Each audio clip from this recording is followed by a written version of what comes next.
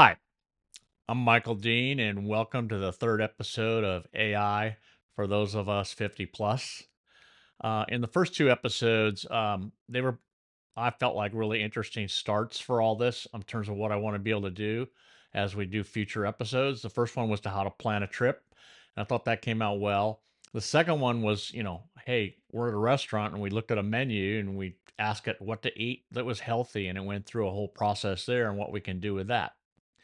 So after I got done with all that, and we're basically in that second one, what it was kind of hit me is, hey, we're starting to load data, and there's a lot of examples of ways we can load data, pictures, files, information, etc., to start processing stuff.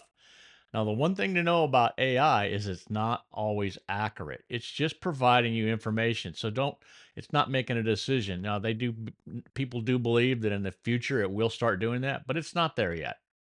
So, and AI is not going to always be accurate. So look at it as information being provided to you. You can question it. You can ask for clarification. You can do all these different things.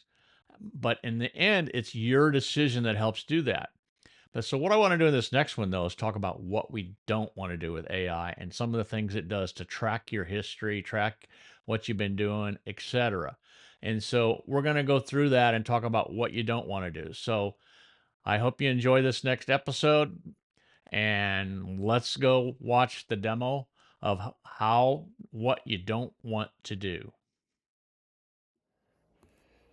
Okay, so before we get going here, I want to show you how to download Chat GPT to your iPhone. I've done it in the first two episodes, and everybody's always asked me, how do I get Chat GPT? And so until people get used to where it is and how you put, I'm going to show you how you can download it and put it out on your iPhone.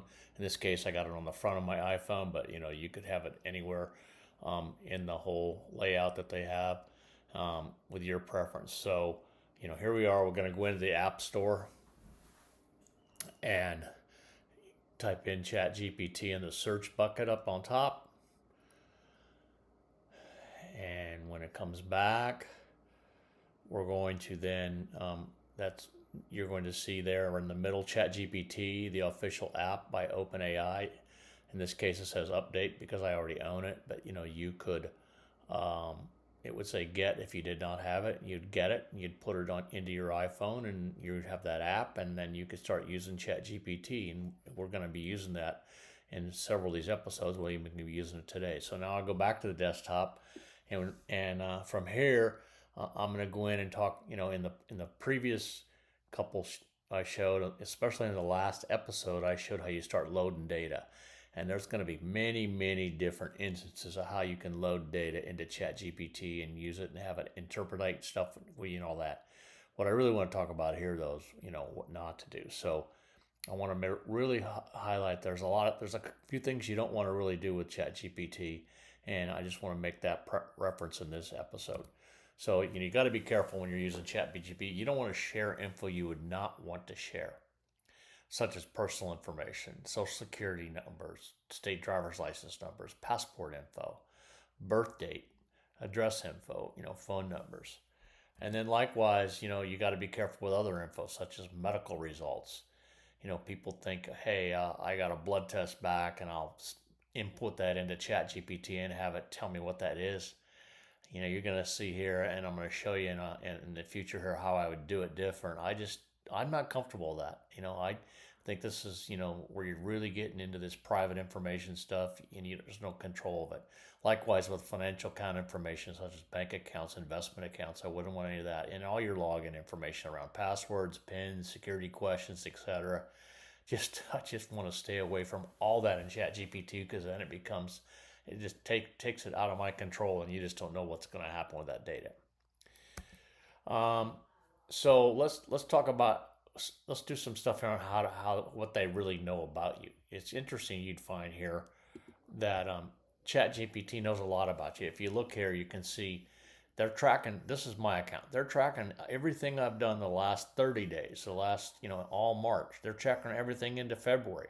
If you kept going down there, you'd see they're tracking me back into January, March, or January, December.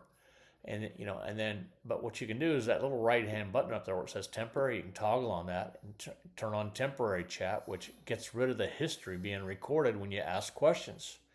And so you can do that, but then you can turn it off and it will record everything you're asking and show you the history of everything there. And there's a lot of reasons you want to keep the history, but you may have something you don't want to do. Now the other thing is if you go click on my name up there and hit settings like we just did, and you come down to personalization, you're going to see that under personalization, it's memorized everything that you've done in here or about you, and we can go into that here, and when you click on it, it knows we've been planning trips. It knows that we've been going to different traveling. It knows what my education background is. It knows where I went to school. It talks about some certificates I've gotten, prompt engineering on Chat GPT, etc. And so with that, and then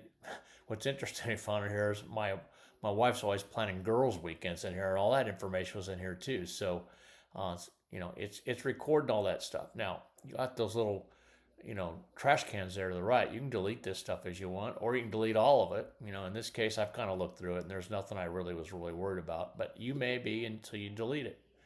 So let's go beyond that a little bit. Now let's take this a step further now, and let's talk about this stuff on medical that I want to hit on. So I would not use ChatGPT to understand personal medical information. That's a personal preference of mine. I just think there's too much confusion there. It's too hard.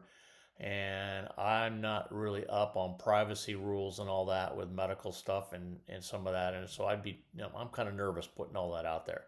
In theory, I guess you could remove your name and load the lab work up there and have it analyze that. But the challenge I see with that is that there's more information than just your name there. Doctor's name, hospital name. There's all kinds of information there. And I just don't feel comfortable trying to cleanse that document. So what I'm going to do here is I'm going to show you how I would turn this around. Chat GPT, if you load that data like we did in our last episode with a menu, it comes back and answers a lot of stuff. And I'm sure you can do the same thing with your medical stuff here. But what I'd rather do is kind of turn that around and ask ChatGPT to provide information on questions I ask it. It's not 100% accurate, and that's the great thing you're going to find with ChatGPT is you can keep asking it questions, you can keep clarifying stuff, you can keep doing all this stuff, and just recognize it's not always right. It's providing you information so that you can make a decision. I'll just leave it at that. So let's go in here and I'll show you how I would do a medical request in terms of me asking ChatGPT. So in this case, I'm gonna ask it, what sort of diseases, and I'm typing this out, are those associated with high HDL over 110. We'll go with that. And let's just see what it comes back and tells us. So it's going to come back and it talks about high density cholesterol, diseases with genetic orders. It starts talking about, family history issues, autoimmune issues, liver disease, other conditions. It gives you a whole bunch of things about increased mortality rates, in terms of what's bad and some of that. And then, then it summarizes all that and it gives you, what they would tell you to do if you had high HDL and all that. Now it's saying here, would you like a simple table showing HDL ranges and associated? I'm not going to do that. I've decided no. I'm going to ask it another question. I said, what would you look for in a lab report or lab work?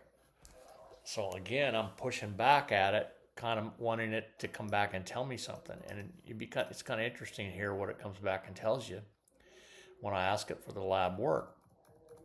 It comes back and says, let's hit go on that. It comes back and it gives you what happens if you're over 110, what the lipid panel looks like, what the specialized testing, if needed, comes back and tells you inflammatory markers that could come out of this and all this stuff that frankly I don't know a whole lot about. But what's interesting here, it comes back and says, you know, would let me know if you'd like a one-page summary of this for your records and for sharing with a healthcare provider or using when you do get some results back. So I'm going to tell it, yes, please do that. And again, I am not putting any information in here. I'm just trying to get information out of Chat GPT that I can then use for my own personal use and education, or to share with my healthcare provider, or to compare it to results I get from any tests. So here we're putting that all in, and we're going to hit go here, and boom, it comes back. It's going to analyze all that. Again, you've seen this in my other two demos where we turn everything into PDF files, which then you can print, or you can email, or you can save them to your desktop, or you can save, or you can save them in your email files on your iPhone, etc. So it's going to come back here, and it comes back, and here's the one pager, and I hit download the file. It puts it up, on my computer into the download bucket, and from that, this is what comes back when you open the PDF file. The core lipid panel, advanced specialized testing, metabolic, inflammatory markers, and it gives a summary. And then you can generate this for discussing with a healthcare provider, or for your records, or for comparing to some lab work you may get. So again, the point I want to really make here is I'm not inputting my name, my test results, or any of that. I'm really trying to ask it more questions to help educate me and prepare me for how I can talk with a healthcare provider, etc.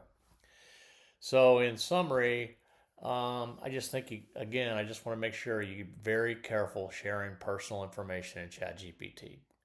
You don't want to share, your social security number, your state driver's license, passport info, birth date, address info, phone numbers, as we talked about. We've talked a lot about medical information and records and what we don't want to do with that. We don't want bank account numbers, investment account numbers, and again, all of our password, login information, etc. We just really do not want that floating around out there in Chat GPT and sharing it.